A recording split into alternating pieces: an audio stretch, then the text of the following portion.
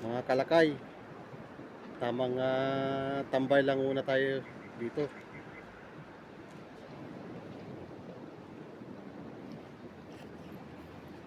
Mga alas 6, mag alas 7 na pala dito ng gabi mga kalakay.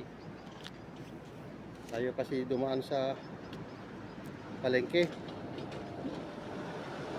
Tayo namili ng sabon.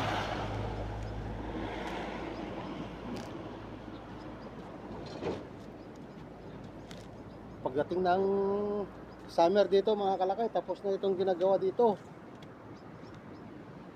Maganda-ganda ng tumambay, lalo na pagka sa gabi, magtakip silim. Maganda nga maglakad-lakad na dito. Medyo malamig pa rin dito mga kalakay. Pero papalapit ng summer. 2 buwan pa. Sa summer na.